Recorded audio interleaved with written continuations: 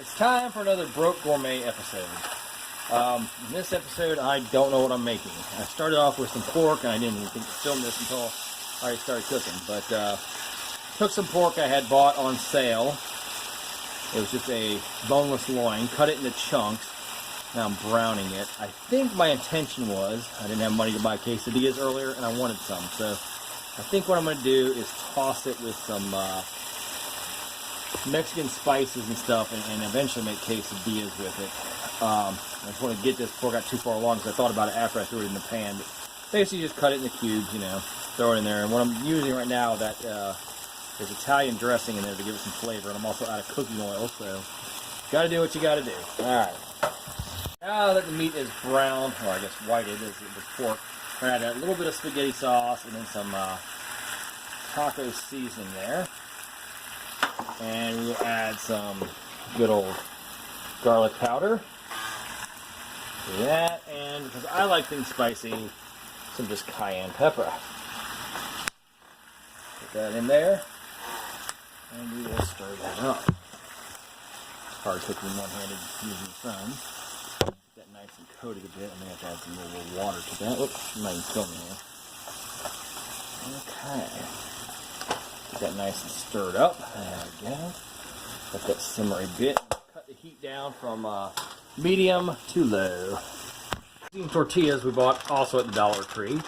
We have some Velveeta cheddar slices on there because they melt very well and taste a little better than American cheese, I think.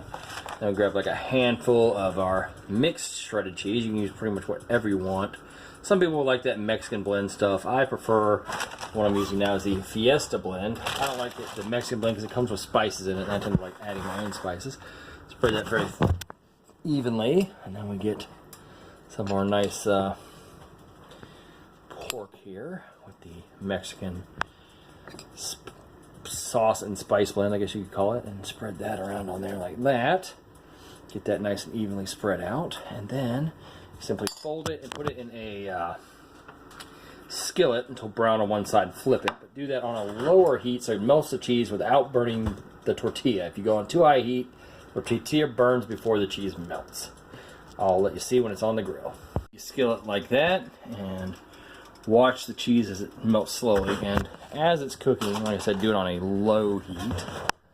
Low heat. Check under it and just see if it's getting brown. We may have to do a little bit higher heat, but generally you take it about low heat and just wait for one side to brown, flip it, and then brown the other side, and you're done. Get it kind of brown on one side. You don't have to get it too bad. Get it a little darker than that if you want, but that's about where I usually do mine because that makes it crisp, but definitely doesn't burn it. It only takes, you know, maybe 30 seconds on each side, depending on your stove.